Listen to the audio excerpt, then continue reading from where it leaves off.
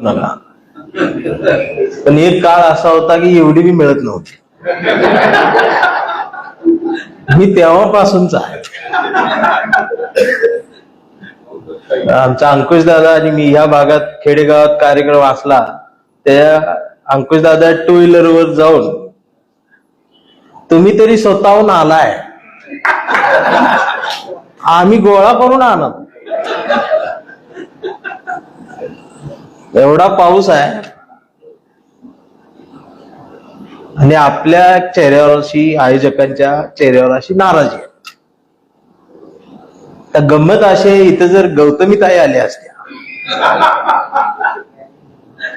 पूर आला असता तरी सुद्धा गर्दीचा महापूरच ओसरला असता.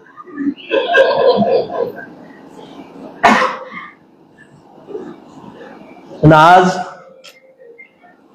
अण्णाभाऊंची जयंती उदगीरमध्ये सर्व जाती धर्मांच्या साक्षीनं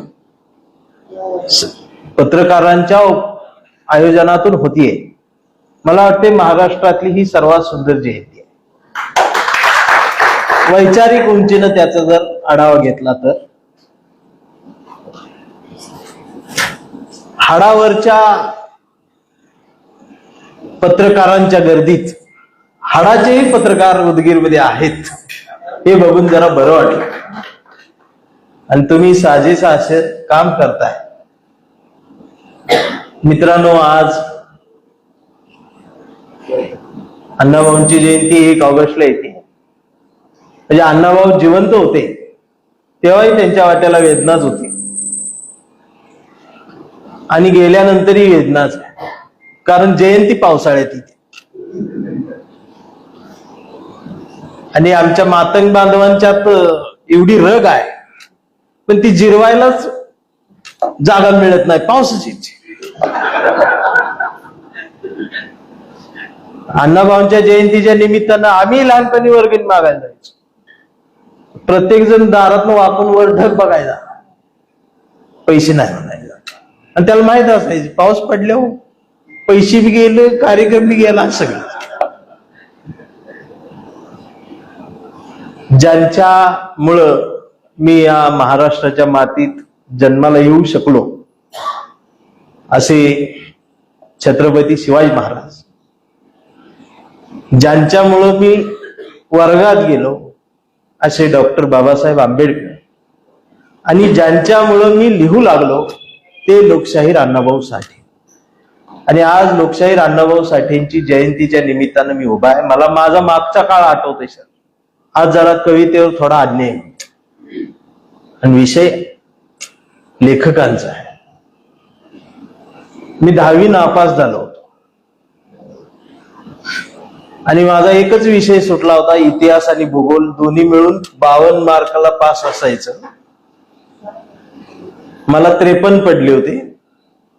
बाकी सगळे मी 20च्या आत होतो आणि इंग्रजीला 34 होते.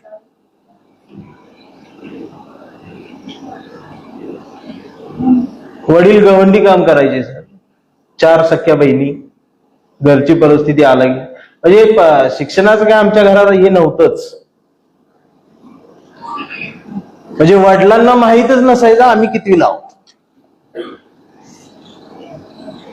संध्याकाळी 9 वाजता एक शेजारचं पोरगं घरी पेढे द्यायला आल्यावर वडिलांनी मला विचारलं, तुझं काय झालं? मी सांगितलं मी नापास झालोय. तर वडिलांनी त्यावर मला काही विचारलं नाही, रागवलं नाही. तर म्हणले ठीक आहे, उद्यापासून माझ्यासोबत कामाला चल. म्हणजे हे आमचं ठरलेलंच होतं. आणि साताऱ्याला एका लग्नाला मी पाहुण्यांच्या गेलो होतो वराडातून. तेव्हा त्या मुलीचं वराड तिकडून पुण्यातून तिथं आलं. मग त्या लग्नाच्या वराडात, त्या लग्नात मंडपात 2-4 मित्र आमची दिवसभर मैत्री झाली. ते म्हटले चल पुण्याला 2 दिवस. त्या वराडातनं पुण्याला गेलो.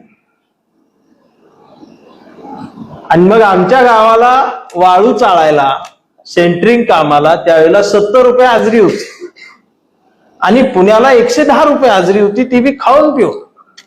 म्हटली ही बरं आहे. आणि मी तिथं सेंटरिंग काम करू लागलो. वय वर्ष 16 होत. आणि मग पुण्याला कोणतरी आयुक्त आले, कायदा कडक अंमलबजावणी झाला. कायदे कधी कधीच अंमलबजावणी होतात. आणि मग 18 वर्षाच्या आतील कामगारांना काम करताना दिसले तर ते सगळं रद्द केलं जायचं आणि आम्हाला कामावर येऊ नका असं सांगितलं. मग माझ्याकडे पोट भरण्यासाठी काही राहिलं नाही. पण काम करू शकत नव्हतो, पण व्यवसाय करू शकत होतो. म्हणून मग भाजीपाल्याची हातगाडी हा एक व्यवसाय मला दिसला. आणि मग भाजीपाला विकत विकत त्या पुण्याच्या टिळक रस्त्यावरती दुपारचं मी थांबायचो, ऊन जास्त पडल्यावर. आणि मग बाजूला एक रद्दीवाला बसलेला असायचा, त्याच्याकडे जुनी पुस्तकं वगैरे ती विकत बसलेला असायचं. दररोज तिथं तासभर बसत होतो, पण कधी त्या पुस्तकांजवळ गेलोच नाही. आणि एक दिवस बसलेला असताना एक पुस्तक असं बाहेर आलेलं दिसलं, त्यावर अण्णाभाऊंचा फोटो होता. आणि मग मला आठवलं, म्हटलं ह्या माणसांची आम्ही जयंती साजरी करतो, पण कधी यांना असं पुस्तकात बघितलंच नाही. अध्यक्षांनी सांगितलं नाचा, आम्ही नाचलो. म्हटलं बघाव काय. आणि मग ते पुस्तक उघडलं. दुपारचे 1:30-2 वाजले असतील. जी वाचायला माझी सुरुवात झाली, संध्याकाळचा अंधार पडल्यानंतर दिसायचं बंद झाल्यावर माझ्या लक्षात आलं, जवळजवळ 6 तास मी इथं गुंतून पडतो. आणि कांदा, बटाटा, टमाटा, कोथिंबीर तशीच पडल्या. अण्णाभाऊंनी मला पकडून ठेवलं, तरी अण्णाभाऊंनी शांत बसू दिलं नाही. म्हणजे समोर चित्रपट सुरू आहे असं ते चित्रण दाखवणारा एवढा अफाट प्रतिभावंत असणारा लेखक माझ्या वाचनात दुसरा आला नाही. म्हणजे अण्णाभाऊंना वाचताना समोर आपण एखादं HD कॅमेऱ्यानं काढलेलं चित्र किंवा चित्रपट पाहतोय असाच भास होतो. आणि हे वाचून तुम्ही पहा, ज्यांनी वाचलं नसेल त्यांनी.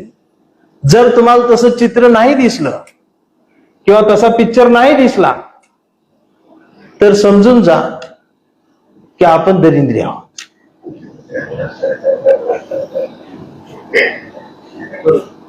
त्यात अण्णाभाऊंची चुकी नाही, आपण दरिद्री आहोत.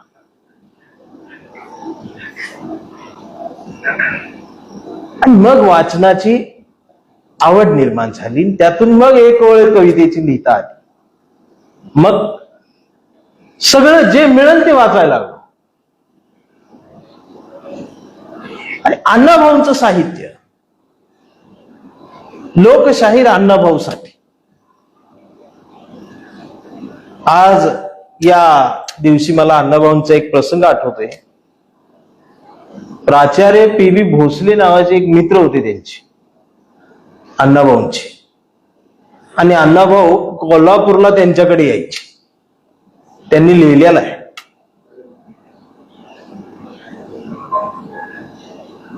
आणि अण्णाभाऊ साठे आणि भोसले सर कोल्हापूरमध्ये रस्त्यानं पायी फिरायचे.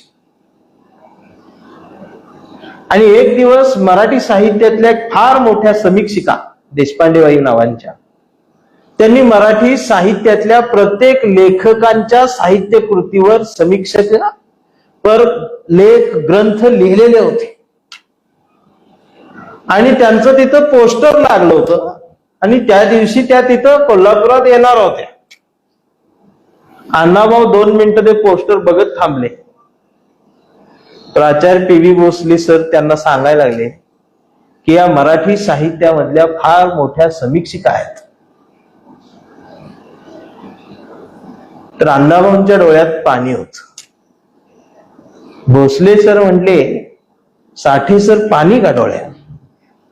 अण्णाभाऊ म्हटले, मी ओळखतो यांना, पण मला वाईट एवढं वाटतंय म्हटले की आजपर्यंत माझ्या एवढ्या कादंबऱ्या, एवढ्या कथा ज्या देशातल्या बाहेर जाऊन विदेशामध्ये अनुवादित रूपांतरित झाल्या दुसऱ्या भाषांमध्ये, पण या मॅडमना माझं एखादं पुस्तक दिसलं नसेल का?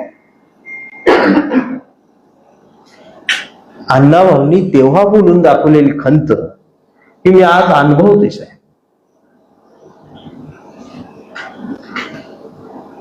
मनाला चटका लावणारा अण्णाभाऊंचा मृत्यू असेल, काळजाला घाव घालणारा अण्णाभाऊंचं जगणं असेल, आणि अजून तरी अण्णाभाऊंना महाराष्ट्रानं कुठं घेतलंय समज. साहित्यातल्या या प्रतिभावंत सूर्याचा खरा सन्मान रशियातल्या वास्कोच्या मातीत झाला. आता 1 ऑगस्टला दिसतील अण्णाभाऊ रथात आणि पुढे डीजे, आणि त्यांच्यासाठी पाहिजे पाऊस. आज जसा पाऊस पडला त्या दिवशी पडल्यावर पर्वणी असेल आणि पावसात नाचता येतं.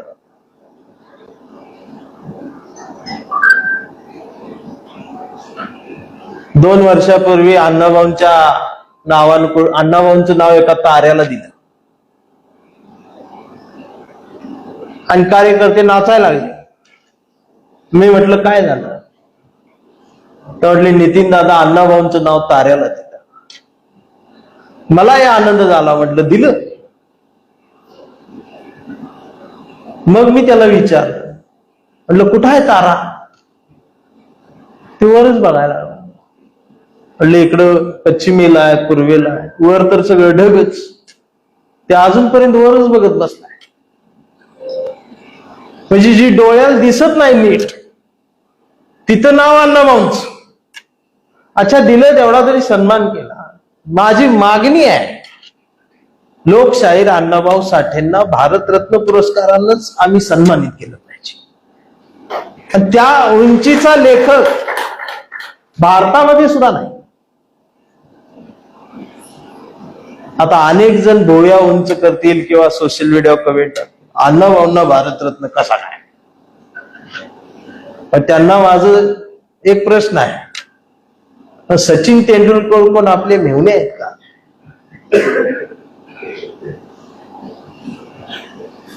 क्रिकेटच्या मैदानावर 100 रना काढणाऱ्याला भारतरत्न दिला जात असेल, तर इथं त्या धावांच्या शतकांपेक्षाही कितीतरी पुढचं लिहून जाणाऱ्या अण्णाभाऊंना भारतरत्न का नाही? हा माझा प्रश्न आहे. आजही मराठी साहित्यामध्ये मागण्या आमच्या असल्या पाहिजेत सगळ्यांच्या. अभ्यासक्रमात अण्णाभाऊसाठी नाही.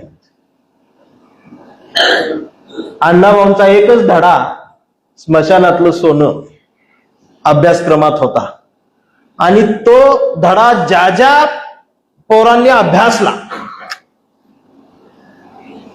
आज महाराष्ट्रात कुठेही जाऊन त्या पिढीतल्या कुठल्याही एका पोराला जरी विचारलं किंवा हुशार पोराला जरी विचारलं आवडते लेखक कोण, ते त्याने एकच धडा वाचलाय, पण अजून त्याला तोंडपाठ आहे. 20 वर्ष होऊन गेलेत लोकशाहीर अण्णाभाऊ साठे.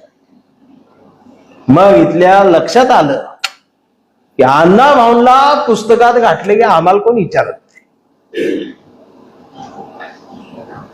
माझं सांगणं आहे, मराठी साहित्यातल्या सारस्वतांच्या बाजारात उभ्या असणाऱ्या शब्दांच्या व्यापाऱ्यांना, पाडगावकर, शिरगावकर, माडगुळकर, चाटे आणि माटेंच्या आधी अण्णाभाऊ साठ्यांना उभं केल्याशिवाय मराठी साहित्याचा उंबरठा ओलांडता येणार नाही. याचा अर्थ माझी कुणावर टीका आहे अशी नाही. आणि मी सर्वांना वाचतो आणि माझं सर्वांवर प्रेम आहे. माझे आवडते कवी मर्ढेकर आहे, माझे आवडते कवी लेखक पु ल देशपांडे आहे, खांडेकर आहे, वपू काळेंची एक वेगळी कथा मला आवडते, जयवंत कुलकर्णींची रहस्यमय कथा मला वेगळ्या आवडतात, दांडेकरांचं ललित मला आवडतं. पण अण्णाभाऊ यापेक्षा वेगळे का? त्यांच्या समकालीन साहित्याचा अभ्यास केला तर लक्षात येतं त्यावेळेला असणाऱ्या लेखकांनी लिहिलेली उभी केलेली नायिका ही गॅलरीत बसून कॉफी घेतीये. अर्थात त्या काळात कॉफी पिणारी मुलगी होती. मॅक्सी घालून गॅलरीत कॉफीचा कप घेऊन वाफाळलेला त्या धुराचं चित्रण, त्या वाफेचं चित्रण, ती कॉफी, तिचे ओठ, तिचा चष्मा, तिचे घारे डोळे, हे चित्रण येतं. पण त्याच वेळेला उपाशी पोटानं इज्जत वाचवत पहाटेच्या अंधारात भाकरीसाठी संघर्ष करणारी नायिका अण्णाभाऊ त्यावेळेला उभी करतात. या दोन वेगवेगळ्या बाजू साहित्यातल्या आम्हाला बघायला मिळतात. अण्णाभाऊंनी माणसं जोडणारं साहित्य लिहिलं. अण्णाभाऊंनी मन जोडणारं साहित्य लिहिलं. स्त्री साहित्यिक अण्णाभाऊ हा एक वेगळा विषय असेल माझ्यावर. संवेदनशील मनाचा हा लेखक कितवी पर्यंत शिकला, किती दिवस शिकला हे महत्वाचं नाही. त्यानं लिहिलेलं अजून 150 पिढ्या तरी आम्हाला शिकता येणार नाही एवढं प्रचंड लिहून ठेवलं. प्रत्येक ओळीत अण्णाभाऊ पृथ्वीची उंची दाखवतात. फकीरा हा त्यांच्या लिखाणातला माइलस्टोन म्हणणार, दगड म्हणतात, खांडकीचा दगड. पृथ्वी ही शेष नागाच्या मस्तकावर तरलेली नसून ती श्रमिकांच्या तळ हातावर तरलेली आहे. हे इतकं ठामपणानं विज्ञानवादी अण्णाभाऊ, मानवतावादी अण्णाभाऊ, त्या काळातले तुम्ही चित्रपट जरी बघितले किंवा कथा कादंबऱ्या जरी सर वाचल्या तर बऱ्यापैकी गावगाड्यावरचा मराठा समाजाचा पाटील देशमुख हा लेखकांनी खलनायक म्हणूनच उभा केला. चित्रपटांमध्ये सुद्धा पाटील असाच विषा पेळणारा, बाई वाड्यावर या, तमाशाच्या फडात फेटा उधळणारा किंवा एखाद्या नायिकेवरती अब्रूला हात घालणारा पाटील चित्रपटांमधून, साहित्यांमधून उभा केला जात होता. त्या काळात अण्णाभाऊ आमच्या महारामांगांच्या लेकी बाळींची आबरू वाचवणारा सत्तू भोसले उभा करतात. आमच्या वारणेचा वाघ.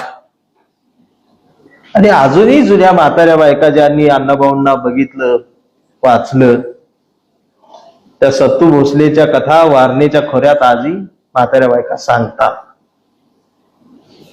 अण्णाभाऊंचे हे वेगळेपण आहे. रशियाला गेलेले अण्णाभाऊ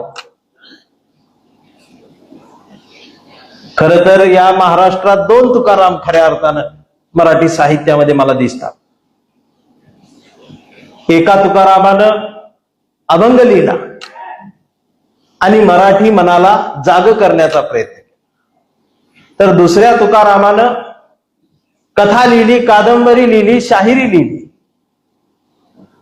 आणि मराठी मन जाग ठेवण्याचा प्रयत्न केला. पहिल्या तुकारामानं हातात टाळ घेऊन समाज जागवण्याचं काम केलं, तर दुसऱ्यानं डफावर थाप बडवत संयुक्त महाराष्ट्राच्या चळवळीला हात मारला. यातले पहिला तुकाराम म्हणजे संत तुकाराम, दुसरा तुकाराम म्हणजे तुकाराम भाऊ साठे, लोकशाहीर अण्णाभाऊ साठे. आज गुरुपौर्णिमा आहे आणि ह्या सगळ्या विचारधारेचा झरा जर आम्ही शोधत शोधत गेलो तर याचा उगम मला आलमप्रभूंजवळ सापडतो. आणि मग तिथून बसवेश्वरांच्या ओंजळीने ही सगळं मानवतेचं पाणी या भारतामध्ये वाहत आलेला आहे. त्यातला एक निखळ सुंदर झरा म्हणजे अण्णाभाऊंचं साहित्य. त्यातली एक वाहणारी नदी बाबासाहेब आहे, त्यातला एक सुंदरपणानं धबधबणारा कोसळणारा म्हणजे छत्रपती शिवाजी महाराज. हे आमचे महापुरुष आहे. पण आमचं झालंय काय, आम्ही हिसकावून घेतले. म्हणजे अण्णाभाऊ माझे, बाबासाहेब आमचे. कधी कधी तर एक जण असं होतं की माझ्या रक्तात छत्रपती शिवाजी महाराज आहे, माझ्या रक्तात बाबासाहेब आहे, माझ्या रक्तात अण्णाभाऊ आहे. जीभ बाहेर काढून ओरडतात. मी हळूच बाजूला जाऊन म्हणतो, रक्तात तांबड्या पेशी पांढऱ्या पेशी असतात, आणि जास्त लाडू चहा झाला असला तर शुगर सापडत. दुर्बीन मधनं बघितल्यावर ते दिसत. असं म्हणल्यावर मारत्यात, मग काळा पडतो.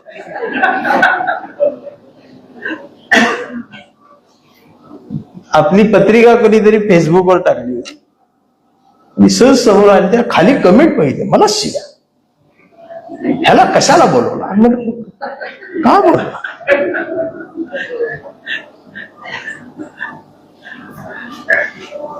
मला सगळीच बोलवते ती, आणि मी माणसं जोडते. हा इकडे तिकडे होते, एकदा तुटते, पण ती जात तुटते, माणूस नाही तुटत. जाती धर्मा पलीकडे जाऊन बघा. काय त्या फेसबुकवर परवा छत्रपती राजश्री शाहू महाराजांची जयंती होती साहेब, आणि कुणीतरी लेख लिहिला होता छान, आणि त्या लेखामध्ये ते आला उल्लेख की राजश्री शाहू महाराजांनी डॉक्टर बाबासाहेब आंबेडकरांना आर्थिक मदत केली, शिष्यवृत्ती दिली, म्हणून बाबासाहेब लंडनला, इंग्लंडला, विदेशात शिकण्यासाठी जाऊ शकले. त्यात सयाजीराव गायकवाडांनी त्यांना आर्थिक मदत. लेख छान होता. तर खाली कमेंट काय, एकाने लिहिलं होतं, म्हणजे बघा आम्ही मदत केली म्हणून तुम्ही शिकले. तो लिहितोय, ज्याचा काही संबंध नाही. आणि त्याला खाली रिप्लाय दिलाय एकाने, आमची तेवढी लायकी होती म्हणून तुम्ही आम्हाला मदत केली.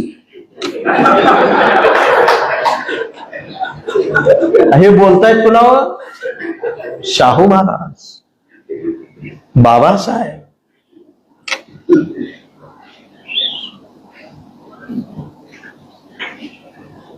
गेली 10 वर्ष या धंद्यात आहे. आधीच धंदा म्हटल्यानं बरं असतं.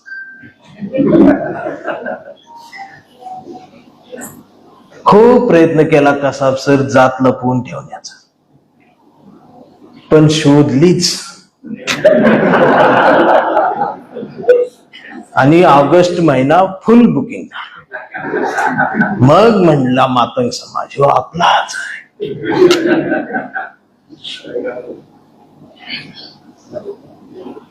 परिस्थिती भयानक आहे.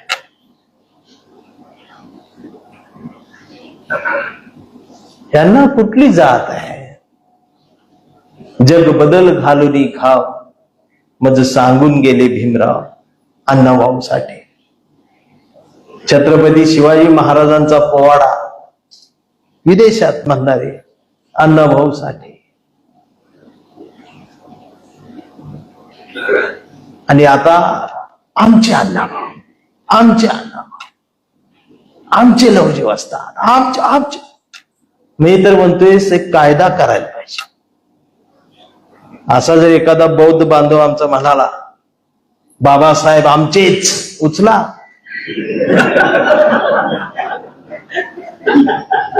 एखादा मराठा बांधव म्हणाला छत्रपती शिवराय आमचेच, उचला. आणि मातंग जर म्हणला अण्णाभाऊ लहुजी वस्ताद आमचेच, उचला. जामीनच नाही, अंडा सेल डायरेक्ट त्याला, सूर्य दिसू द्यायचा.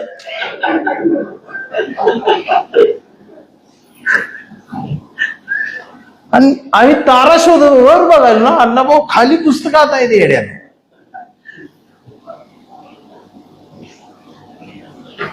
प्रतिभेचं देणं लाभतं, 10 मध्ये एखाद्याला, पण हे लाखात एक आहे. म्हणून म्हटलं जातं लाखात देखणी अण्णाभाऊंची लेखणी. बऱ्याच मराठी साहित्यिकांनी इंग्रजी साहित्याचं रूपांतर मराठीत केलं आणि अण्णाभाऊ साठे एकमेव साहित्यिक आहेत मराठीतले. इतरांची झाले, पण सगळ्या जगात सगळ्या भाषेत अण्णाभाऊंच्या साहित्याचं रूपांतर. एवढंच कशाला सांगू, मराठी साहित्यातले काही काही लेखक अशी आहे ज्यांनी आधी इंग्रजीतलं मराठीत लिहिलं, पण पहिल्या आवृत्तीवर उल्लेखच नव्हता हे तिकडचं आहे म्हणून. मग कुणीतरी ते काढलं शोधून, मग ते लेखक म्हणले ते कव्हरवर छापायचं राहिलं.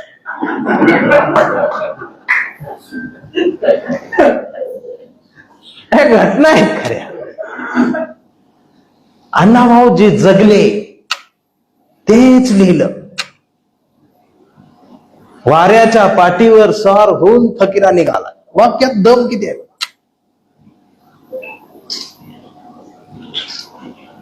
अण्णाभाऊंच्या प्रतिभेची उंची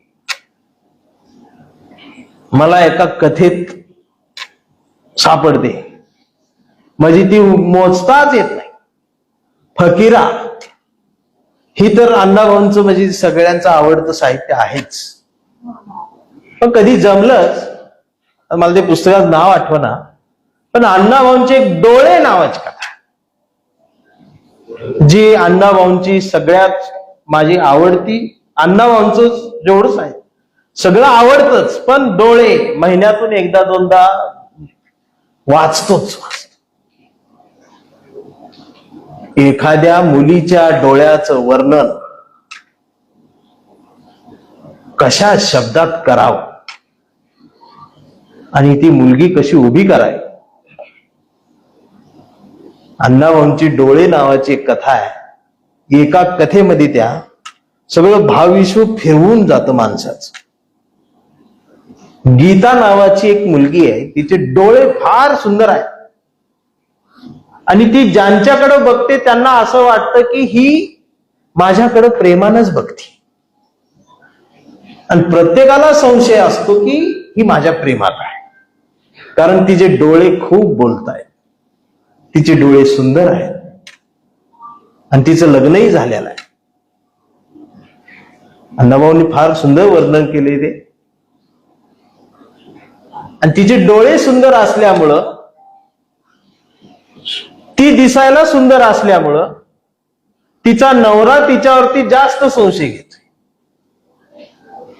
म्हणजे कुठलाही पुरुष तिच्याकडे बघायला लागला तर याच्या नवऱ्यालाही असं वाटतं की ह्या पुरुषासोबत माझ्या बायकोचं काहीतरी असलं पाहिजे.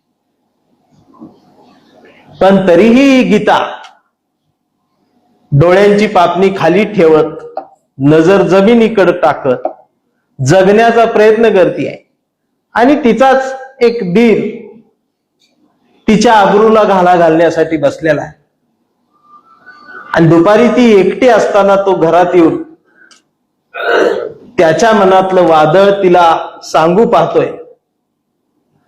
आणि तेवढ्यात तिचा नवरा आल्याची चाहूल लागते, हा मागच्या दारात पळून जातो.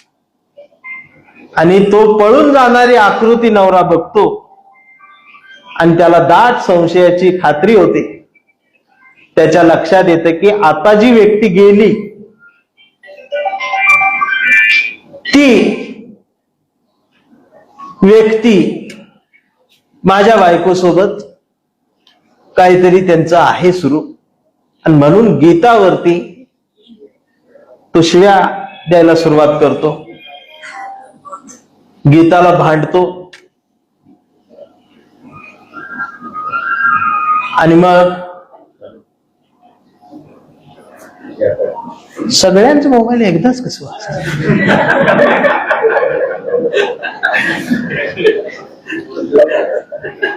ते लोक म्हणते नेहमीपेक्षा चंदनशिवाय वेगळंच चाललं. बरं चाललंय ना, माझ्यात बी काहीतरी आहे ही दाखवू दे लोकांना, नाही लोक म्हणतील तीच कविता म्हणते ती काय तर आहे दुसरी. मग ती गीता पदर पसरून सांगते की मी पवित्र आहे, माझ्या अंगाला कुणी हात लावलेला नाही, तुझ्याशिवाय माझं शरीर कुणी पाहिलेलं नाही, पण तो ऐकत नाही. आणि मग विशाळगडला त्या काळात एक प्रथा होती, ती आतापर्यंत होती, आता बंद झाली.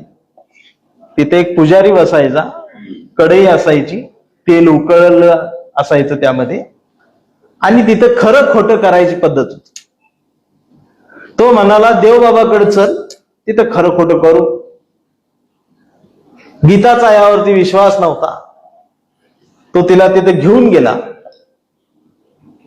आणि ते नियम असा होता की तुम्ही जर खरे असाल हात तेलात टाकायचा, खरे असाल तर हात भाजणार नाही, तुम्ही जर खोटं बोलत असाल तर हात भाजणार. आणि आजपर्यंत त्या कढईतनं कोणाचाच हात नीट वर आला नव्हता.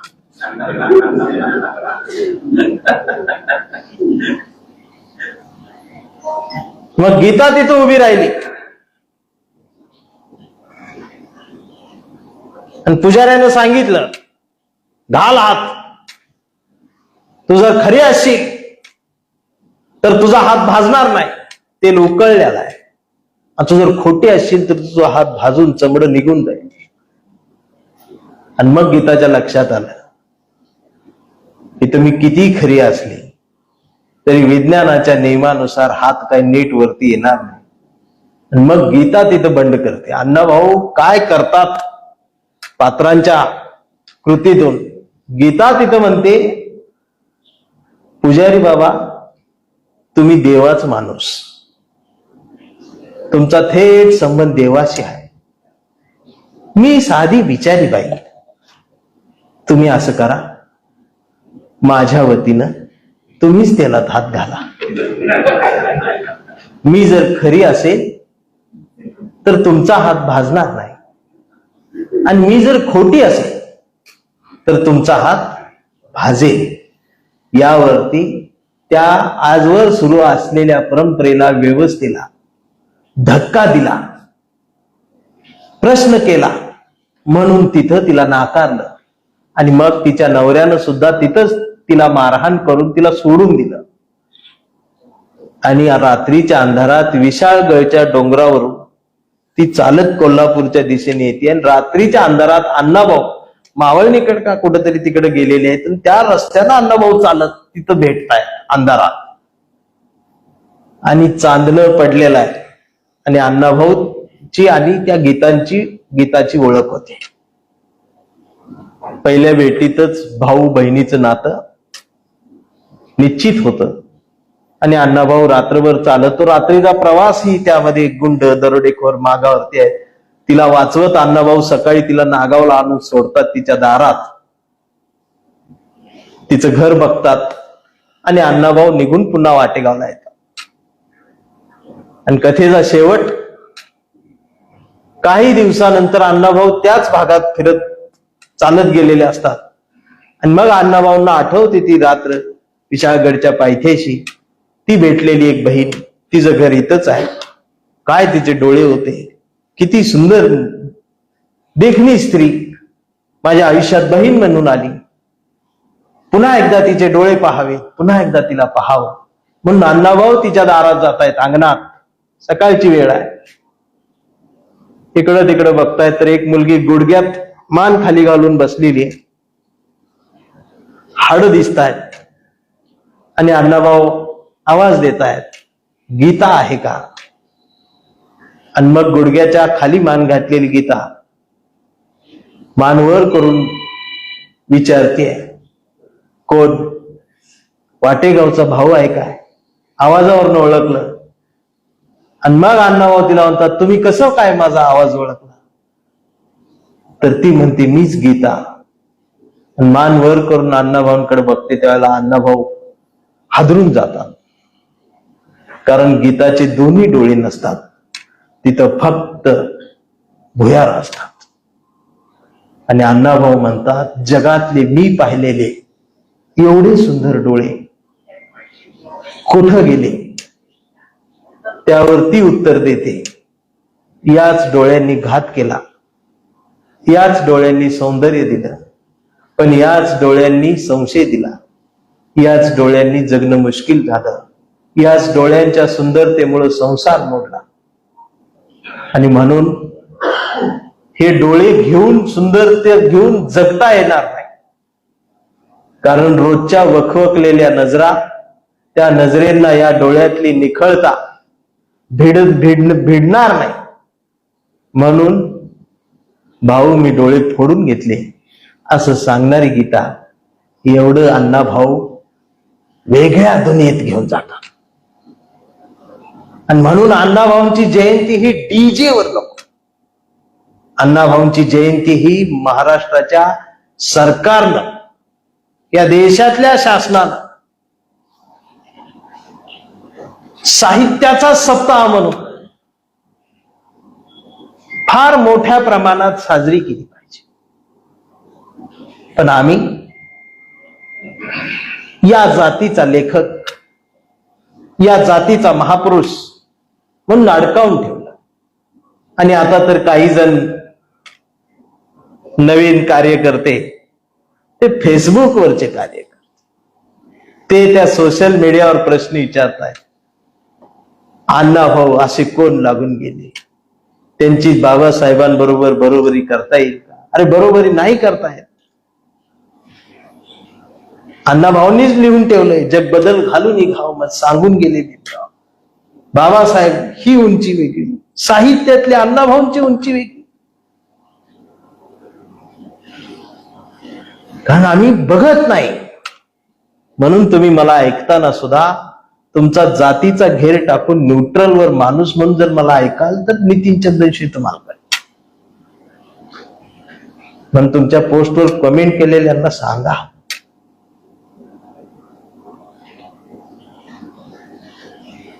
देश स्वातंत्र्य होऊन किती वर्ष झाली आणि आम्ही अजून बी भाकरीसाठी संघर्ष सुरू आहे.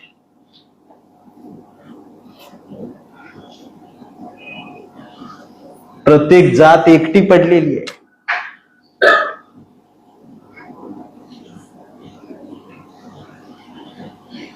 मला वाटतंय सरकारी सेवेत, नोकरीत, पेन्शनवर असणारी तुमच्यातली बसलेली ही शेवटची पिढी आहे. आता काही नोकऱ्या नाहीत. आणि कितीही काही झालं तर आपली पोरं डॉक्टर होतील.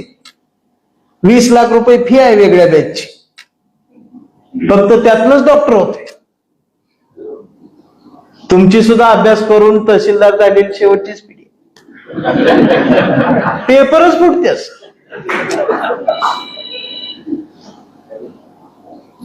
ते पेपर दरवर्षी फुटत होत,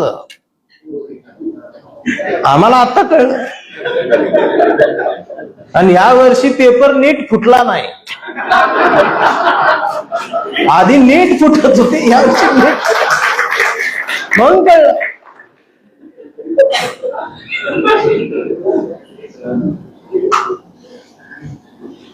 म्हणजे ते आता डॉक्टर जे आहेत भीती वाटते हो, जाऊ का नको जाऊ. आधी माणूस आजारी पडलं तर अँब्युलन्स घरी यायची आणि मग पेशंटला घेऊन जायची आणि मग 4 दिवसानं उपचार करून पेशंट चालत घरी यायचे. आता पेशंट चालत जाते आणि अँब्युलन्स त्याला सोडायला येते, नाकास कापूस घालून. त्या डॉक्टरनं पण सगळ्या देवांचं फोटो लावलेला असतो. ते ऑपरेशन थिएटर मधनं बाहेर येते, नातेवाईक पुढे थांबलेले असते, असा हात पुढे करतोय हँडग्लोव्ह काढून. शेवटी माझ्या हातात काय आहे, नातेवाईक हातात बघतात आणि त्यात मग कुणाच्या हातात आहे, ते हातावर सगळं देवाच्या हातात वर बघतात. मग आपला देव कुठं आहे इथं, तो देव शोधूस तर खाली यो हातात बिल ठेवतो. बिल भरा आणि बॉडी घेऊन जा. नातेवाईक म्हणतात बॉडी काल चांगली होती, देवाने बोलावलं, आपलं काय चाललं. आम्ही हात जोडलो. तिथं कोणतरी वरडाय बघते तेवढ्यात कंपाऊंडर म्हणते इथं रोड नका. तो हुंदका दाबून तिथं ठेवलेला, या व्यवस्थेचा किती मोठा हुंदका दाबून ठेवला. आज बातमी आहे, त्या विद्यापीठात पदव्याच विकत्यात. 3 लाखाला BA.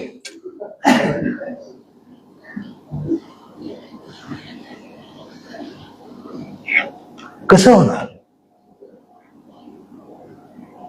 अण्णाभाऊ साठेंची डिग्री कुठली, कुठल्या शाळेत शिकले,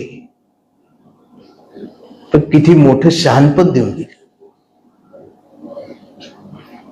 आज आमचं तेच झालंय, आमचं शहाणपणच कमी पडते. म्हणजे शिक्षणासोबत ही वाचन साहित्य का महत्वाचं आहे? कारण ही सगळी नुसती मार्कांसाठी अभ्यास करून डॉक्टर, कलेक्टर, इंजिनियर, वकील, तहसीलदार वगैरे झाले. अशा कार्यक्रमाला तहसीलदार कधीच येत नाहीत आवर्जून, पत्रिकेत नाव नसताना सुद्धा.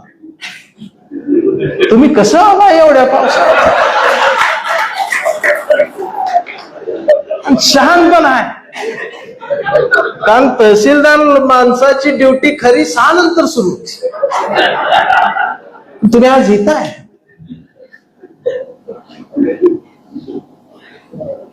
का?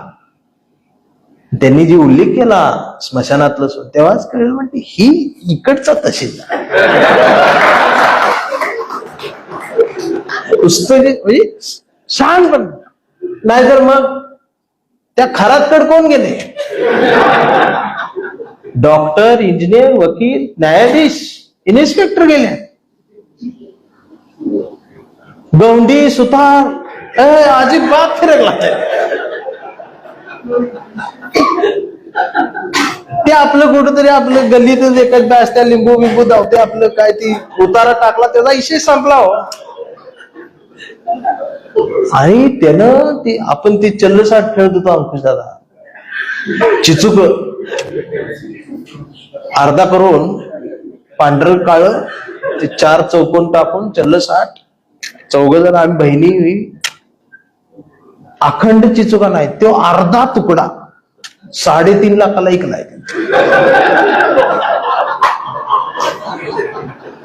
लोकांनी विकत घेतलाय. मी बघितलं ते अंगठी एखादा दाखवला, म्हटलं का मी बी अड्यात निघलो. शहाणपण नाही. फक्त अण्णाभाऊंचं साहित्य वाचा असं नाही, आमचं मराठी साहित्य फार समृद्ध करणारं साहित्य. अजून पण आमच्या बऱ्याच पिढ्यांना आलम प्रभू हे नावही माहित. बसवेश्वराला ओंजळीत घेण्याआधी आलम प्रभूंच्या पायाला स्पर्श केल्यावरच बसवेश्वर घेतायत. पण बसवेश्वर आम्ही टाकला मंदिरात. आता रागवती मला ही म्हणून मी मार खाते.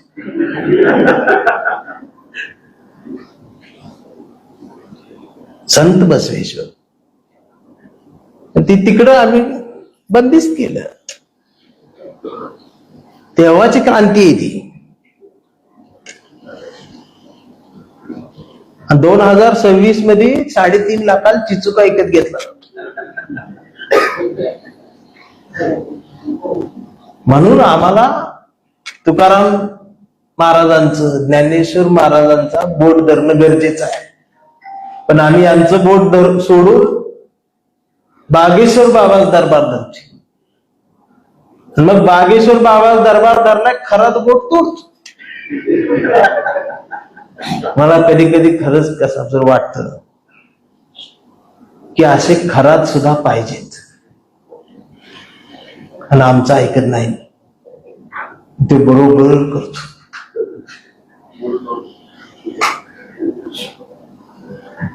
आणि तो काय घरी येत नाही, त्याच्याकडे जाते.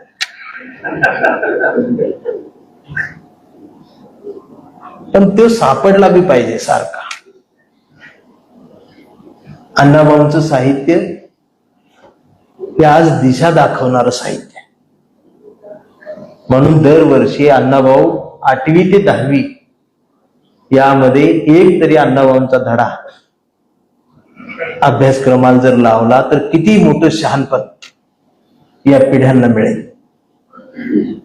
नाहीतर आता ती वन्स मोर असल्या कविता अभ्यासक्रमात आहे मराठीमध्ये. त्या विद्यार्थ्याला कळत, आमच्या शिक्षकांना शिकवू कसं कळत नाही.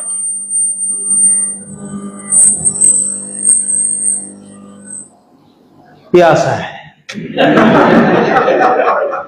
ही सिस्टीम तयार झालेली आहे. जरा विरोधात आला की काही न करता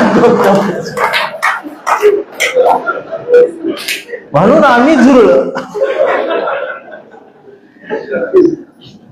अण्णाभाऊंच्या साहित्याचं देखणेपण हे मानवतावादी अण्णाभाऊ, स्त्रीवादी अण्णाभाऊ, संवेदनशील अण्णाभाऊ. अण्णाभाऊ तरी आपल्याला माहिती आहे. अण्णाभाऊंचे भाऊ आहेत एक बंधू शंकर भाऊ साठे, ते सुद्धा फार मोठे साहित्यिक कथा लेखक आहेत. त्यांची पुस्तकं आहेत.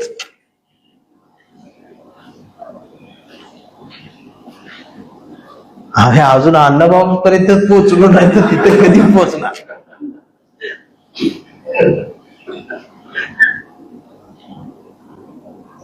अण्णाभाऊंचा उपयोग हा जगणं समृद्ध करण्यासाठी करता येईल. आता ते फक्त एकच पुस्तक अण्णाभाऊंचं फकीरा फकीरा फकीरा देते. त्याच्यावर पिक्चर बी आता काहीतरी येतोय. फकीरा हा वेड लावणार पात्र आहे. निस्वार्थीपणानं लढणार. पण अण्णाभाऊ खूप ठिकाणी बघायला. म्हणून आज कवितेपेक्षा तुम्ही जरा सगळे जर वैचारिक माणसं दिसलात, चेहरे सांगतात की त्या जातीचा आहे म्हणून आपल्या. म्हणजे हे एका नाही, म्हणजे तुमच्या काळातलं उदाहरण सांगतो. नवीन नवीन लग्न झालेलं असत. 5 दिवस लग्नाचे संपतात. नवरीचं हळदीचं अंग पिवळं झालेलं हळूहळू ओसरू लागते हळद. आणि मग नवरदेव सुद्धा मनगटातली सुपारी सोडतो आणि रानात पेरणी करायला निघतो. आंघोळ करून गडी बाहेर येतो तर नव्यानं नवरी आलेली घरात ती पहिल्यांदाच चुलीजवळ बसते.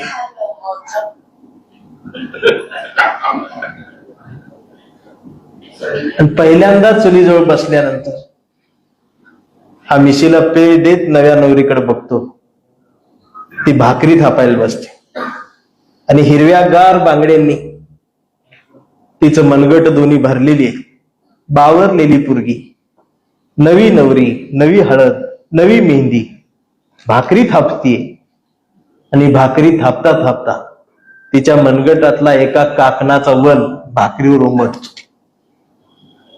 आणि भाकरीवर वन उमटतो तसाच वनासहित भाकरी तव्यात येते. पाणी लावलं जातं पण वन टोकदार असल्यामुळं वन तसाच राहतो. भाकरी फुगती भाजून दिसती पण काकणाचा वन, बांगडीचा वन तसाच राहतो अर्धवर्तुळ आकारावर. तशीच भाकरी बुट्टी देते. गड्याची आंघोळ होती आणि म्हणते भाकरी बांधूनच दे, रानात गेल्यावर खाईन. मग फडक्यात भाकरी बांधून देते. डाळीची उसळ, लोणचेची फोड, कांदा. गडी रानात येतो. अर्ध रान भांगलून होतं, काम करून होतं. आणि दुपारी भूक लागल्यावर बांधायला येतो. फडकं सोडतो आणि नजर भाकरीवर पडती. पहिलीच नजर त्या काकणाच्या वानावर जाते, त्या घासावर जाते. डोळे भरून येतात. भाकरीचा तुकडा तोडतो, उसळीच्या घासाला लावतो, लोणच्यावरून फिरवतो आणि जिभेवर टाकतो. मिशीला पीळ देतो आणि वावराकडे एकटक बघत राहतो. पहिल्या बायकोचा पहिला घास. तुम्ही किती मन लावून ऐकताय.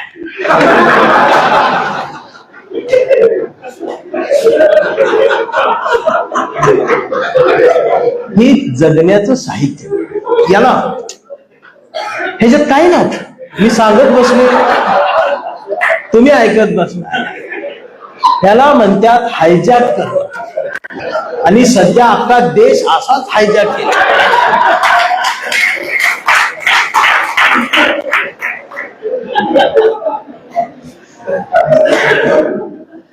पण याची एक शेवटची ओळ अशी होती की त्या काकणाचा वन उमटलेला भाकरीचा घास, त्या घासाची लज्जत, त्या घासाची चव आणि त्या घासातली इज्जत ही त्या हिरव्यागार चुड्याच्या धन्यालाच कळत असते, इतरांना त्याचा अंदाज येईल. आणि मला वाटते तुम्ही ते सगळे धनी आहात. साहित्याची जी चव तुम्हाला कळते म्हणून एवढ्या पावसात बी शुगर बीपीच्या गोळ्या खिशात घेऊन आलाय का तुम्ही? आलाय.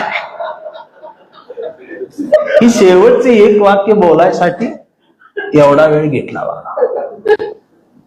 सध्या सर तीच सुरू आहे, हायजॅक. तर तुम्ही बी ऐकताय, म्हणजे मला बी कला जमती, म्हणजे मला सुद्धा राजकारणात भविष्य. गमतीचा विषय सोडा, पण अण्णाभाऊ हे एक वेगळं बियाण आहे साहित्याचं. यावरती 2-2, 3-3 तास मी बोलेन. अण्णाभाऊचा एक वेगळा विषय. बऱ्याच प्राध्यापक मला अण्णाभाऊंवर पीएचडी केलेली माणसंही भेटतात, मग त्यांचंही भाषण मी ऐकायला बसतो, पण मला भाषण संपत आलं तरी मला कळत नाही पीएचडी नेमकी कुठल्या विषयावर.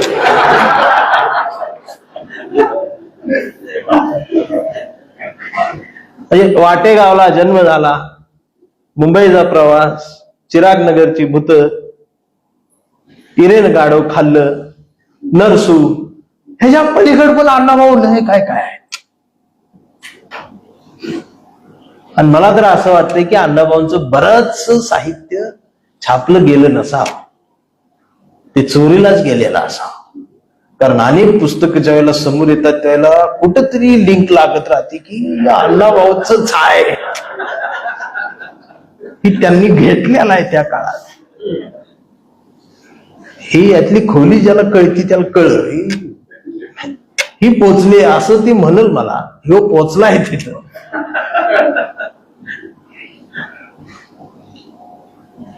आयुष्यभर शब्दांची सेवा, महाराष्ट्राची चळवळ, संयुक्त महाराष्ट्राची चळवळ, कॉम्रेड अण्णाभाऊ हा एक वेगळा विषय, अण्णाभाऊंच्या आयुष्याची सायंकाळ हा एक वेगळा विषय, लेखक असणारे अण्णाभाऊ आणि सर्व जाती धर्मांचं प्रेम मिळवणारे हे अण्णाभाऊ.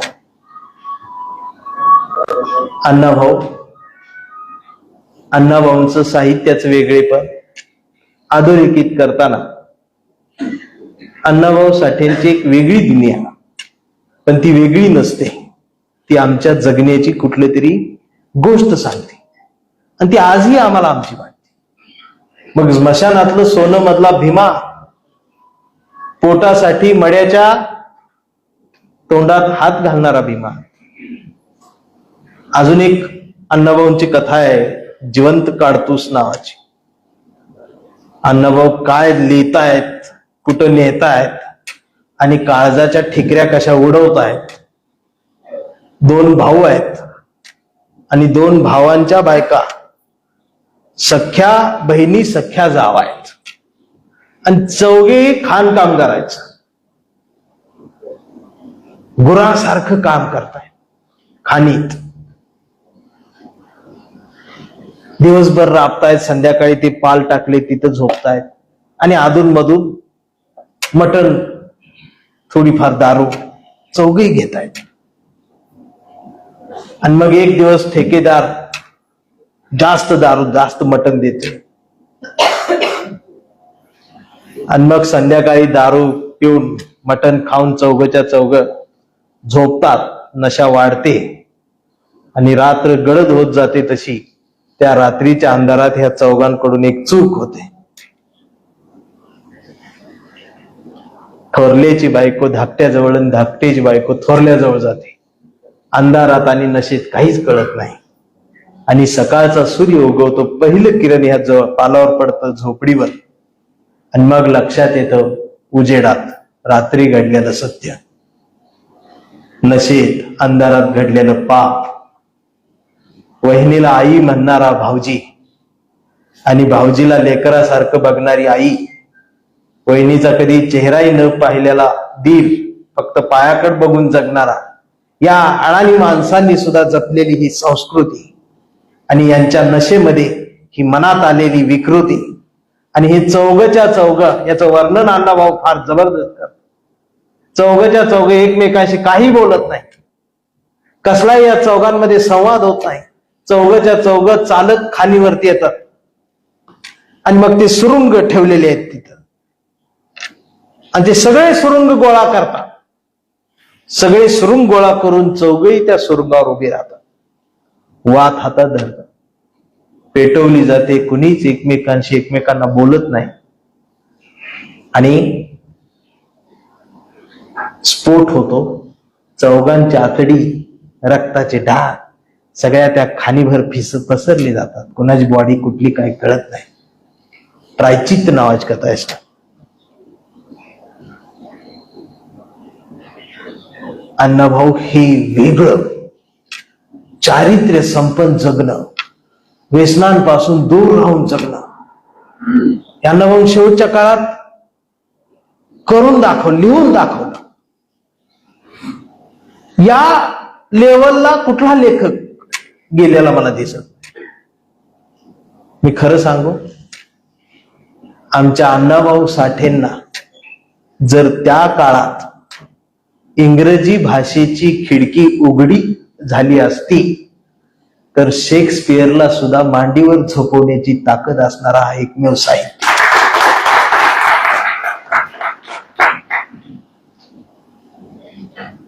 म्हणून अण्णाभाऊंचे वेगळेपण आम्ही जपलं पाहिजे. अण्णाभाऊंचं साहित्य अभ्यासक्रमात आलं पाहिजे. अण्णाभाऊंना भारतरत्न मिळाला पाहिजे. आणि अण्णाभाऊ साठ्यांचं कथा, कादंबरी, लावण्या, कविता, शाहिरी, वगनाट्य, छत्रपती शिवाजी महाराजांना वंदन करून वगनाट्य सुरू करणारे अण्णाभाऊ.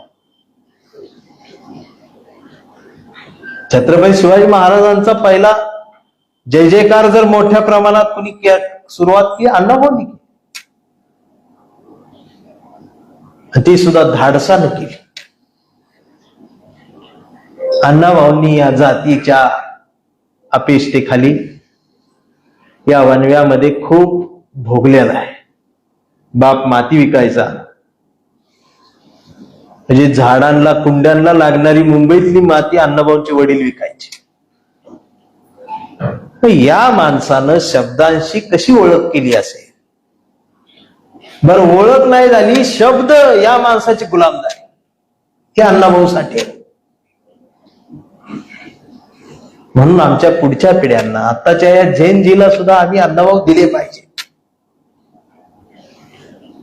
भाषा बदलत चाललेल्या झेनजीला संवेदनाची भाषा, ममतेची भाषा, मातृत्वाची भाषा आम्ही दिली पाहिजे. शहाणपणाचा गोडवा आम्ही जपला पाहिजे. आमचं सगळ्यात मोठं नुकसान काय झालं असेल तर आमच्या जातं गेलं, पण जाताना नुसतं जातं गेलेलं नाही, तर जात्यासोबत ओव्या गेलेल्या आणि ओव्यासोबत आजीची मांडी गेलेली. आता कुणी कुठला पुरुष बायको जवळ जाऊन स्वतःची चूक झाली म्हणून बायकोच्या मांडीवर डोकं ठेवून रडत नाही. चार चौघात त्याला रडायची लाज वाटते, कारण रडलो तर समाज मला भित्रा म्हणेल, बांडगुळ म्हणेल. म्हणून माणूस आता रडायचं विसरून गेला. आणि पहिल्यासारखं आता मुली सुद्धा नांदायला जाताना रडताना दिसत नाही, त्या नाचतच रील काढते.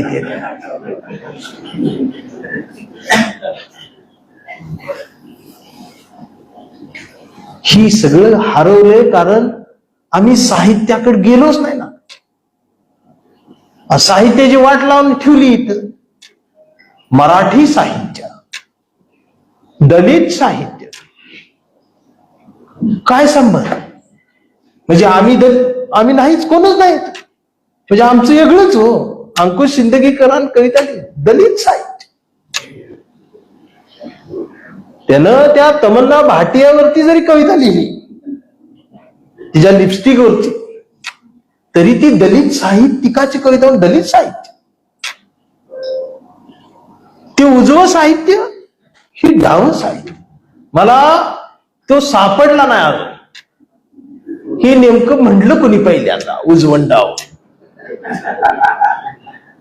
आणि आम्ही तरी का स्वीकारला आम्ही डाव? आमची बी आम्ही डावे आहोत. डाव तुला म्हणलं कोणी? तो उजवा कसा, तू डावा कसा? म्हणजे एका शरीराचे दोन भाग झाले कसे? उजव्या विचारसरणीचं साहित्य, डाव्या विचारसरणीचं साहित्य. मग आमचे डावे बी कट्टर, उजवे बी कट्टर. मग त्यांचं अखिल भारतीय मराठी साहित्य, मग आमचं दानपेटी घेऊन विद्रोही साहित्य. उदगीर मध्ये झालंच. मला एक फोन आला होता, पण मी मानधन माहिती म्हटलं अगदी मी येत नाही, कारण मला तेव्हा बिझनेस करायला होता. अहो घरी गेल्यावर बायको विचारती किती सत्कार झाले, नाही विचार. पैसे किती आणले ती विचार. आणि का कवीनं शबनम घालून हिंडावं? कवीनं सुद्धा आता दाबून मानधन घेतलं पाहिजे. जर गौतमीताई 5 लाख घेत असती तर 5,000 धरी आम्ही आहोत. आता फोन येतात बा अण्णाभाऊसाठी, दादा तारीख पाहिजे. मग मानधनाच बोलणं झाल्यावर पहिलं वाक्य, समाज गरीब आहे.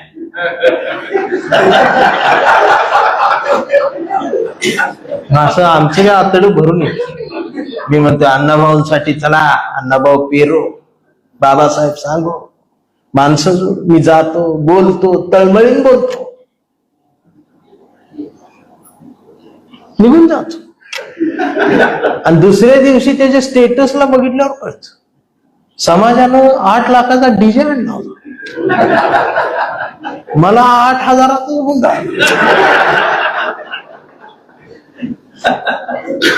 समाज माजलाय, सगळंच आहे, सगळीकडे आहे.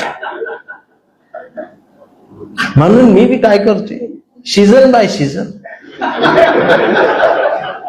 औषध मात्र तीच, बाटली बदलायची, जशी जयंती येईल तशी जात बदलायची. करू काय आता? ही बघितलं शिव्याच खाली, ती बी गोधडीत झोपून. सिस्टीम बदलली पाहिजे. अयो झोपलाय गोधडीत, पाऊस बाहेर, थंडी वाजते त्याला, आणि तो फेसबुकवर काय लिहिले, सिस्टीम बदलली पाहिजे. कुठं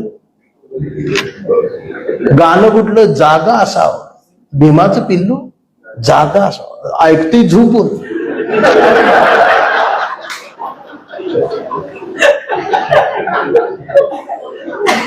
असं बोलल्यावर मला मारती.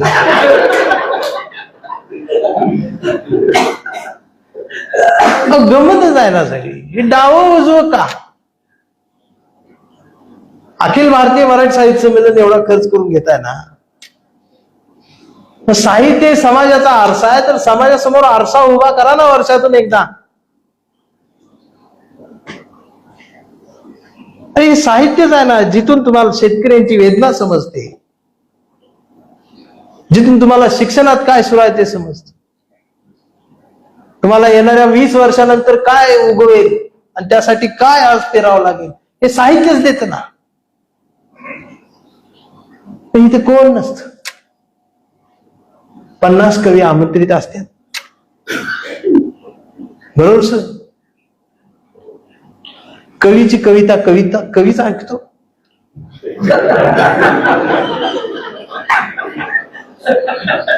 ती एक कवी पुढे जातो, खाली 49 राहत्या.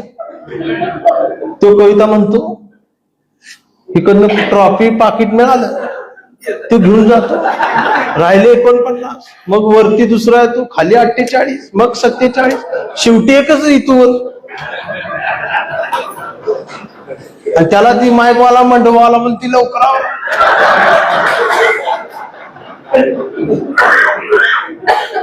ही आमच्या मराठी साहित्याची अवस्था का झाली?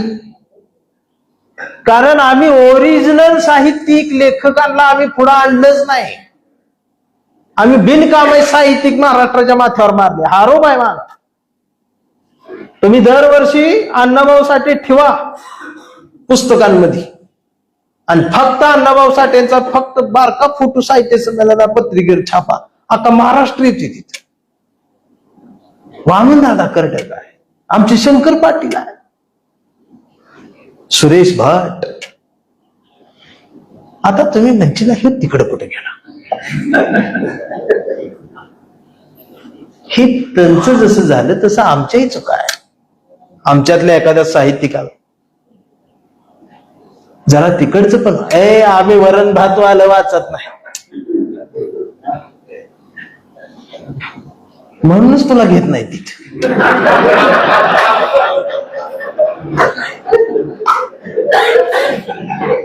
ते तुपाची धार आणि हे आमचं कसा रानकाळ असा तिका म्हणूनच नाही. वाचलं पाहिजे ना. एकमेकांचा आदर सन्मान. दरवर्षी त्या अध्यक्षपदावरनं भांडण मराठी साहित्यात, म्हणून ती निवडणूकच बंद केली. आमच्या साहित्यिकांना तेवढी एकच निवडणूक होती, ती बी बंद झाली. डायरेक्ट पेपरातच कळतोय ह्यो अध्यक्ष आहे. मग त्याचं अध्यक्षपद घालवायला दुसरं साहित्यिक त्याचं साहित्य काढत्यात. ह्यानं चुकीचं काय लिहिलंय का? आणि मग त्याचं 25 वर्षापूर्वीच एखादं वाक्य धरती ती आणि म्हणते ती ह्याला अध्यक्ष पदाचा बसण्याचा अजिबात अधिकार नाही. असा आनंद यादवांना आम्ही घरी बसवलं. आता उद्या व्हायरल होते बा. मग सगळे साहित्यिक माझ्यावर ह्यानं धंदा सुरू केला, यानं ही सुरू म्हणा काय म्हणायचं. हे लोकांमध्ये गेलं पाहिजे. लोकांमध्ये जर साहित्य गेलं तर काय होतं, तर 400 वर्षानंतर सुद्धा तुकाराम जिवंत राहतो, साहित्य लोकांपर्यंत गेल्यानंतर. आम्ही हे समजून घेतलं पाहिजे आणि आमच्या पोरांना पण हे दिलं पाहिजे. ते कुणी असो, पण जाऊ दे. माझे आवडते लेखक पु ल देशपांडे, त्यांनी केलेला विनोद, त्यांची महेश नावाची कथा. अण्णाभाऊंच्या साहित्यावर माझं जेवढं प्रेम तेवढं देशपांडेंच्या. आता तुम्ही म्हणाल मग त्यांच्यावर प्रेम तर तिकडच जा. हे चुकतंय. आमचा संवाद नाही. प्रत्येक क्षेत्रात आमचा एकमेकांशी संवाद नाही. डावं उजवं बंद करा. त्या डाव्या उजव्यांच्या भांडणात ही मधला भारत असा हरवायला लागला. पदव्या विकत मिळत्या, पेपर फुटत्या. परवा तर एक चित्र बघायला मिळालं, पुढे शेतकरी पेरत चाललाय त्याच्याच नादात त्याने कानात हेडफोन गाठल्यात आणि माग ती 4 बगळं आयटीत चालत्यात. ती पेरतय ही मागणं खाते, त्याला कळलंच काय चाललंय. आम्ही थांबलोय तिथं, आवाज देतोय, ते पुढे चालतोय, पेरत जातोय, मागणं बगळं पकडून खात्यात. 2 मिनिटं शांत बघून विचार केला, म्हटलं ही पेरल्यानंच बगळं खात्यात, त्यात नवी 4 बी राहिलंच आणि ती उगवलं तर ती बगळं आहेत. मरते हीच.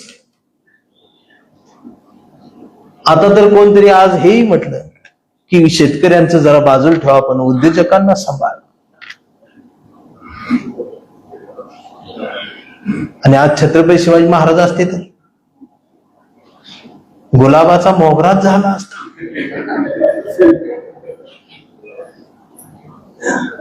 ही साहित्याची भाषा आहे. म्हणून साहित्यिकानं सत्याच्या बाजूने उभं राहिलं पाहिजे. संवादाच्या प्रदेशात उभं राहून माणसं जोडली पाहिजे. आज हे सगळं विखुरताना माझ्यासारख्याला वेदना होता. जातीच्या आरक्षणाच्या नावाखाली माणसं विभागली जात आहेत. पण तुमच्या हे लक्षात येत नाही की आम्ही एकटं पडत चाललो. मातन समाज, जगातल्या सगळ्या कला एका जातीत असलेली ही जात आहे. वाजवायचं मांगान, गाणं गायचं मांगान, नाचायचं मांगान, कापायचं तोडायचं मांगानच. आणि मांग मार्केटमध्ये कुठंच नाही. किरसुनी काटवट सगळ्या बिझनेसच नाही ना आमच्या. म्हणून मला कधी कधी वाटतं की कसबे, वायदंडे, ठोंबरे, देवकुळे यांच्या बी घरावर ईडीची इन्कम टॅक्सची धाड पडली पाहिजे. कांबळे, वाघमारे 80,000 कोटींचा घोटाळा, देवकुळे, कांबळे अटक, बौद्धवाडा, मांगवाडा आज बंद. मला ती बातमी वाचायला बरं वाटत. काय घोटाळा केला आमचे दोघांनी मिळून घोटाळा. हा तर आमचा घोटाळा कुठं? जयंतीच्या वर्गणीत मार 100, मार 200. आणि त्याच्यावर वर्षभर खुश मी 200 मारलं. आणि एकत्रित राहो. मला सांगा, महाराष्ट्रातल्या मी विचार करतो सर, प्रत्येक जातीला आमच्या महापुरुष आहे. मारवाड्यांचा कुठला आहे? त्यांचा फक्त धंदाच आहे.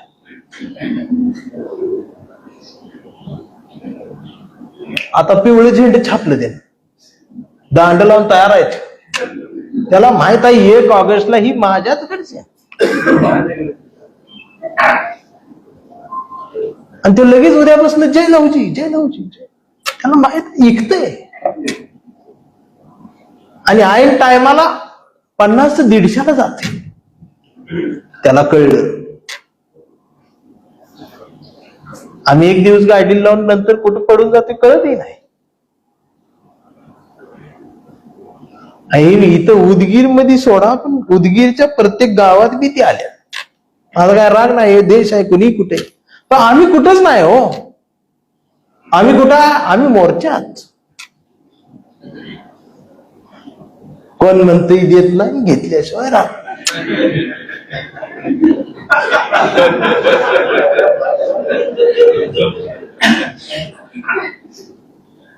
रागाव नका.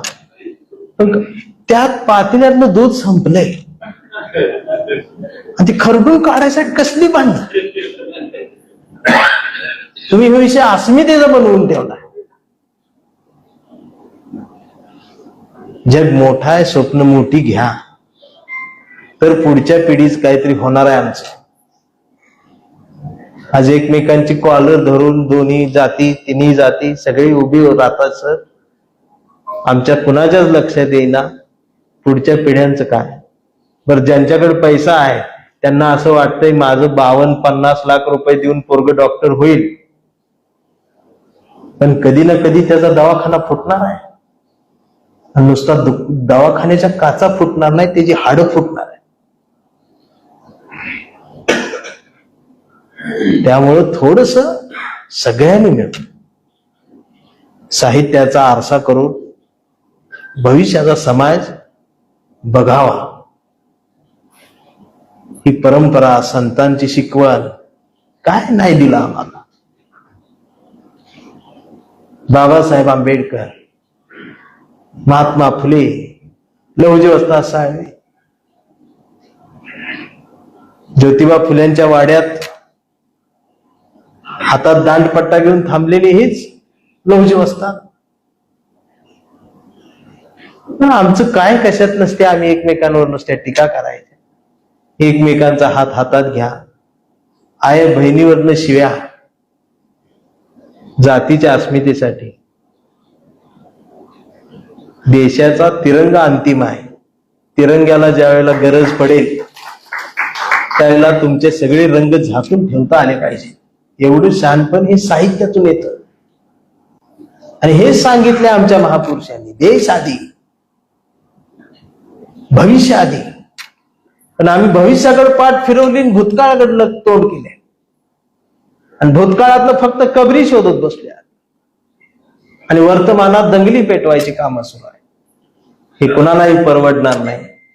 जे पेटवतायत पहिल्यांदा त्यांची घर जळणार आहे. पण आपण मात्र घर जाळणाऱ्यांच्या यादीत नसावं, तर ती विझवणाऱ्यांच्या गर्दीत सामील व्हावं, ही सांगण्यासाठी अण्णाभाऊंची जयंती आज आम्ही साजरी करूया. तुमची बराच वेळ हायजॅक करून रजा घेताना तुमच्या आता विषय वेगळा आहे, पण कांबळे कविता घेऊन आता एवढ्या पावसात बी तुम्ही आलाय, तुम्ही म्हणणार लईच येणं हे केलं. तर दुसरी घेऊ एक कविता आज.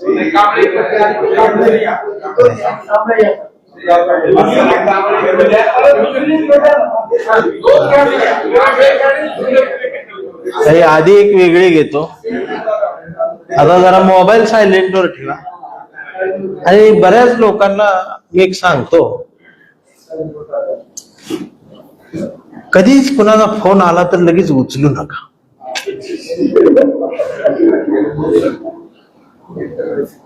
एक 15-20 मिनिटं 2 तासांत थांबा. पण काय होते, त्याला माहिती असते ह्याला कधी फोन करा हे उचलते, तुम्ही उचलताय म्हणून त्याच्या नजरेत तुम्हाला किंमतच नाही. आता 2 तास त्याला रिटर्न करायचं ना, त्याचा कट करायचा, त्याला शॉक बसतो, कट केला आणि परत मग 2 तासांनी त्याला रिटर्न फोन करायचा. हॅलो, काय झालं सर? फोन करा, उचलला सर, मीटिंग मध्ये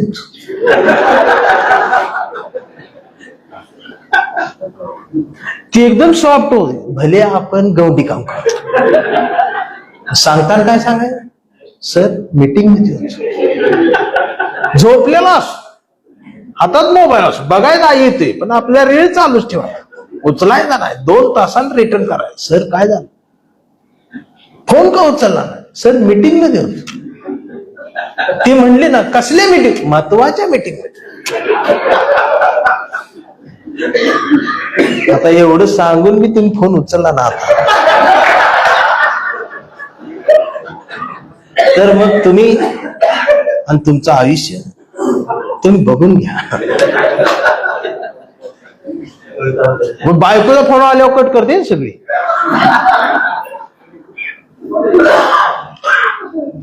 कविता एक आहे, तमाशा नावाची कविता. बरेच दिवस मी सादर केली नाही म्हणून मी सादर करतो. तुमच्यासाठी नाही, माझ्यासाठी.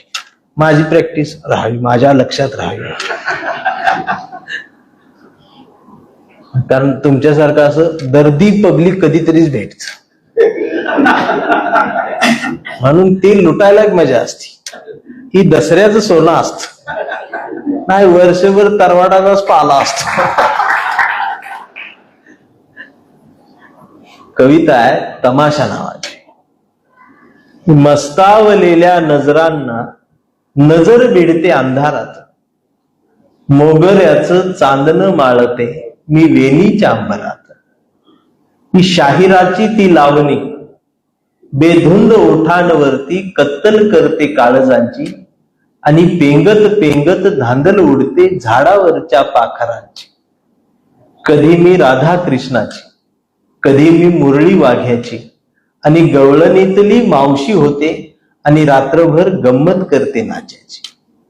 मध्यानीचा चंद्र आता दूरवर भाकरीसारखा दिसू लागतो, ओल्या चिंब चोळीत माझ्या खट्याळ वारा झोंबू लागतो. हळूहळू उतरतात मग पायामधुनी चाळ, धावत धावत कुशीत येत माझं भुकेलेलं बाळ. आग विझवते त्याच्या पोटाची, मग धावत जाते ओढ्या काठी त्या पानवट्याला भेटण्यासाठी. चंद्राला पाहून वाटे लाज, मग हळूच जाते झाडीत दाट. पांडुरंग मग येतो ओठी, मी हळूच सोडते चोळीच्या गाठी, आणि उतरते पाण्यात स्वतंत्र होऊन खेळण्यासाठी. दगडाची एक चीप घेऊन मी खरडत बसते अंग, दगडाची एक चीप घेऊन मी खरडत बसते अंग. चिकटलेल्या नजरा काढते ज्यांनी रात्रभर केला विनय भंग. घासून घासून अंग दगड लाल भडक होतो, बोलणाऱ्या मोगऱ्याचा गजरा मुका होतो. आणि पांढरं शुभ्र चांदणं वाहत जात दूर दिशी. आता सूर्य उगवतो तेव्हा या दुनियेची बाई कमाल असते. रात्री दुनिया माझी हमाल होते, दिवसा मी फक्त माल असते. दिवस संपतो, रात्र होते, पुन्हा नव नाव, पुन्हा नव गाव. अंधारात काळ्या पडतात टाळ्या, फडात पिळतात मिशा, घरी पलंगावर झुरतात उषा, आणि सुरू होतो माझा तमाशा तमाशा. हे अण्णाभाऊंचं साहित्य वाचून त्यातनं ही आलेली कविता. आणि मी सुद्धा तमाशात काम केलेलं आहे काही. म्हणजे माझा मामा सोंगाड्या होता, तर त्या वगनाट्यात मला एखादं पात्र मिळायचं. आणि आता आपला कांबळे. ही कांबळे कविता मी लिहिताना ही व्यापकतेने लिहिलेली आहे. पण बऱ्याच लोकांना वाटते की ही आमचीच आहे, म्हणजे कांबळे आमच्याच जातीचा. तर त्यांना माझं सांगणं आहे की त्याचा तुमचा काय संबंध नाही, आणि मी पण कुणाचाच नाही. म्हणजे आत्ताच सांगितलं बरं, उद्या कोणी म्हणू नये आमचा वापर केला. मी कुणाचाच नाही. मी फक्त माझ्या बायकोचा, माझ्या पोरांचा, राहिलो तर भावकीचा, गावकीचा, आणि मग तुमचा. उद्या मला संधी मिळाली चांगली तर मी कुठेही जाणार. हे तर राहून तुमच्याकडे आमचं काय नीट होणार नाही. सांगून केलेलं बरं की राहतंय. आता 4 शिव्या खाल्ल्या, नंतर लय तुडवते, असं झालं तसं झालं. त्याच्यापेक्षा आधीच आपलं वाय केलेली बरे का बरोबर. कांबळे हा काय एका विशिष्ट जातीचा नाही, जो अन्याय होत असताना सुद्धा तिथं उभा राहतो, हार मानत नाही, तो हा कांबळे. म्हणजे एखाद्या सवर्णांच्या घरातली सून, तिला जर हुंड्यासाठी छळलं जात असेल, तिला जर तुझ्या पोटात फक्त मुलगाच जन्माला यावं म्हणून छळलं जात असेल, तरी सुद्धा ही एवढं सहन करत तिचा संसार फुलवण्याचा जर ती प्रयत्न करत असेल, ती संसार मोडू देत नसेल, तर ती सुद्धा माझ्या कवितेतला कांबळे आहे. ही त्या कांबळीची व्याप्ती आहे. कांबळे म्हणजे अजिबात नाही. कांबळी तो बराक ओबामा सुद्धा कांबळे असू शकतो.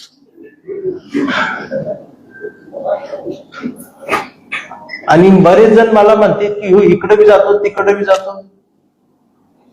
उद्या डोनाल्ड ट्रम्पनं जरी बोलवलं तरी मी जाणार आहे. पण त्याला सुद्धा मी हेच सांगणार आहे. आणि माझ्याकडे दुसरं सांगण्यासारखं काय आहे.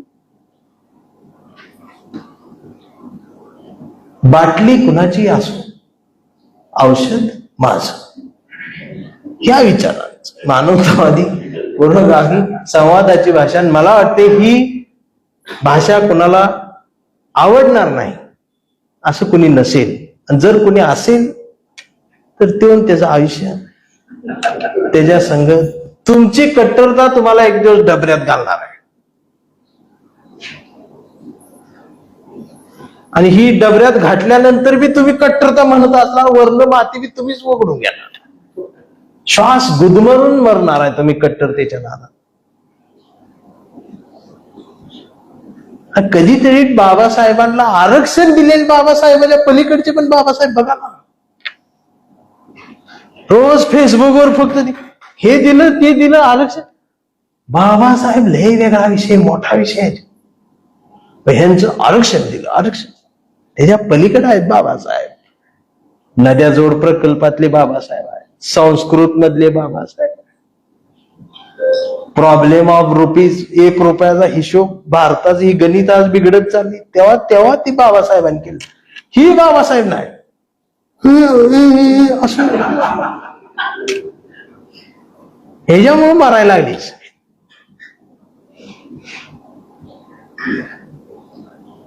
आणि दुसरं कोण जय भीम म्हणली मग म्हणा त्याची जात कुठली. आता जगात भारतात सगळीकडे जय भीमच म्हणतील. मग आता जावा सगळ्यात जाती हिंडत शोधत बसा. मग आंबेडकर वाद्यावर जात नसते. त्यामुळे स्वतः बाहेर पडा द्यात ना, मग बाबासाहेब कळते. आता एवढं बोलून बी जर एखाद्याला शिवी द्यायची असली, द्या. कविता आहे आमचा कांबळे, 1984. त्यांनी कटच करणार, आता काय उचलते. नंतर सांग मीटिंग मध्ये होत. कविता आहे आमचा कांबळे, की आमचा कांबळे लय हुशार, ते कधीच नाही रडला, नुसताच कानला. कांबळे शाळेत गेला, मास्तरनं फळ्यावर सरस्वती काढली, पण कांबळेनं पाटीवर सावित्री काढली. म्हणून मास्तरनं कांबळेला चिडून असा तुडवला, असा तुडवला, पण कांबळेनं हुशार, नाही रडला, नुसताच काढला. कांबळे वयात आला, विशीत आला, मिशीत आला, आणि कांबळे गुलाबी झाला आणि प्रेमात पडला.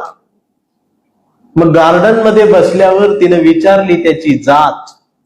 कांबळे म्हणाला, वेडे मी माणूस, माणूस माझी जात, प्रेमात कसली आली जात. मग तिनं बी कांबळेला कोपऱ्यात नाही असा तुडवला, असा तुडवला, पण कांबळे बी हुशार, नाही रडला, नुसताच कानला. कांबळेचं लग्न ठरलं. घरचे म्हणाले मुहूर्त पहा. कांबळे म्हणाला पटत नाही, महात्मा फुले वाचा. नातेवाईक म्हणाले सत्यनारायण. कांबळे म्हणला जमत नाही, बाबासाहेब वाचा. मग भावकी म्हटली, कुलदैवत भोकाड तरी का. कांबळे म्हटला पटतच नाही, गाडगे बाबा वाचा. मग घरच्यांनीच दार लावून कांबळेला बोकाड शिजवून असा तुडवला, असा तुडवला, पण कांबळे हुशार, नाही रडला, नुसता हाच काढला. मग कांबळे चळवळीत आला, सामाजिक, राजकीय सगळे गटतट. कांबळे सर्वांना म्हणला, सगळ्यांनी एकत्रित या, मानवतावादी शिव शाहू फुले आंबेडकर समजून घ्या, अण्णाभाऊ साठे समजून घ्या, लहुजी वस्ताद साळवे समजून घ्या, मुक्ता साळवे, सावित्रीबाई फुले, सगळे आपले एकत्रित राहा, एकत्रित राहा, एकत्रित या. मग कांबळे दिवसभर एकत्रित या म्हणून बोंबलत राहिला. आणि मग संध्याकाळी सगळे मोर्चे एकत्रित आले आणि सगळ्यांनी एकत्रित येऊन आपल्याच कांबळेला असा तुडवला. मग याला कळलं ही तुडवायला एकत्रित आले, पण कांबळे नाही रडला, नुसताच काढला. मग ती कांबळे मुलगा मोठा झालाय. परवा कांबळेच्या मुलानं कांबळेला विचारलं, ते रील बघत, की डॅडा फुले शाहू आंबेडकर अण्णाभाऊ साठे कोण डॅडा, ही संविधान काय भानगड डॅडा, आणि छत्रपती शिवाजी महाराज खरंच जन्माला आले होते डॅडा. आता मात्र कांबळे पेटला. मग त्यानं दार लावून पोरालाच असा तुडवला, असा तुडवला. पण चिरंजीव कांबळे बी हुशार, तो डबल हुशार, दोनदा काढला. मग याच्या लक्षात आलं डीएनए मधलं ही डबल गेलं, पण विचार ही पुस्तकात जात. आणि आता कांबळेला वेड ठरवलं गेले. त्या व्यवस्थेचा एक वेगळा दवाखाना आहे. कांबळेला वेड ठरवलं गेले आणि कांबळेला वेड्यांच्या दवाखान्यात दाखल केले. पण कांबळे तिथं सुद्धा वेड्यासारखं बडबडतोय, मानवतेच्या घोषणा देतोय, एकत्रित राहा म्हणतोय, तिरंगा महत्वाचा आहे म्हणतोय, देश महत्वाचा आहे म्हणतोय, संविधान महत्वाचं आहे म्हणतोय, लोकशाही महत्वाचं आहे म्हणतोय, या देशातलं शिक्षण महत्वाचं आहे म्हणतोय, शेतकरी महत्वाचा आहे म्हणतोय. पण डॉक्टर सुद्धा कांबळेला श्वाप देऊन तुडवत आहे. पण कांबळेच्या एका हातात कुठल्या रंगाची चिंधी नाही. या देशाचा तिरंगा घेऊन कांबळे संविधान उघडून बसलाय आणि डॉक्टर त्याला श्वाप देऊन तुडवत आहे. पण कांबळे नाही रडत, तर नुसताच कंची हा कांबळे जोपर्यंत जिवंत आहे तोपर्यंत माणुसकी, मानवता आणि हा विचार या देशात जिवंत राहणार आहे. सुरुवात झाल्यापासून शेवटपर्यंत कोणी उठून गेलं नाही, याबद्दल खरंच मी कौतुक करतो. काल बाहेर बी पाऊस आहे, जात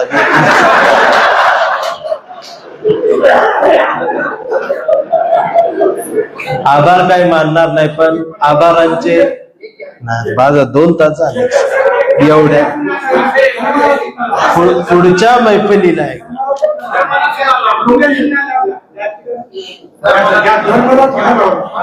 की सारे धर्मग्रंथ वाचले, हे पण मराठी साहित्यात पहिल्यांदा घडते.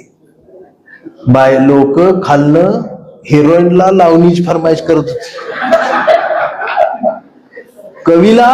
कवितेची फरमाईश व्हायला लागल्या. संवादाची भाषा झाली सर काहीतरी चांगलं घडतं. सारे धर्मग्रंथ वाचले, पान चाळताना फक्त एवढीच चूक झाली, बोटाला जिभेवर न्यावं लागलं. मी धर्मालाच थुक्का लावला आणि मी मानत झालो. परवा घर रंगवताना रंगांचीच फार भीती वाटली. लोक हरामी, घराचा रंग बघून माणसाची जात ठरवतात. म्हणून मी अख्खं घरच पांढरं शुभ्र केलं. मी जातीलाच चुना लावला आणि मी माणसात आलो. आपण माणसात राहूया. आभार काय एवढ्या सुंदर कार्यक्रमाचे मानणार नाही, पण तुम्ही सगळे हाडाचे पत्रकार आहात. हाडावरच्या पत्रकारांच्या दुनियेत तुमच्यासारखे पत्रकार जोपर्यंत आहेत तोपर्यंत आमची हाडं नीट राहणार आहेत.